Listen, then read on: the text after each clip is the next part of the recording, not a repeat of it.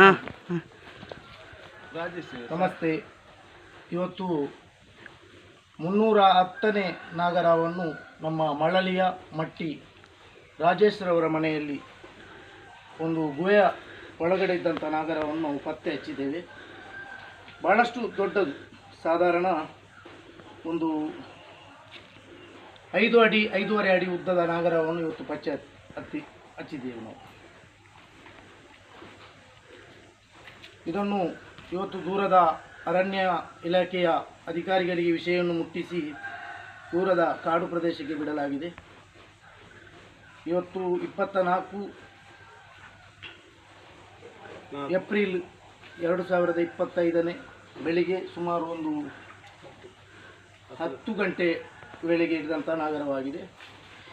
ನಾನು ಎಲ್ಲರಿಗೂ ಹೇಳಲಿಕ್ಕೆ ಇಷ್ಟಪಡೋದು ಇಷ್ಟೇ, ನಾಗರ ಹಾವಿಗೆ ಯಾರ ಮನೆಗೂ ಬಂದರೂ ಕೂಡ ನಿಜವಾಗಿ ಅದಕ್ಕೆ ಹಳದಿ ನೀರು ಸುರಿಯುವುದು ಅಥವಾ ಬೇರೆ ಏನಾದರೂ ಮಾಡುವುದು, ಇದು ಏನು ಮಾಡಲಿಕ್ಕೆ ಹೋಗಬೇಡಿ. ನಾಗರಾವಿನ ದೋಷ ಹಿಂದೂ ಆಗಲಿ, ಮುಸ್ಲಿಂ ಆಗಲಿ, ಕ್ರೈಸ್ತನಾಗಲಿ ಎಲ್ಲರಿಗೂ ಅದರ ಶಾಪ ಇರುತ್ತೆ. ನಾವು ಅದನ್ನು ಸುರಕ್ಷಿತವಾಗಿ ಅರಣ್ಯ ಇಲಾಖೆಗೆ ಬಿಟ್ಟುಕೊಡೋಣ. ನಮಸ್ತೆ.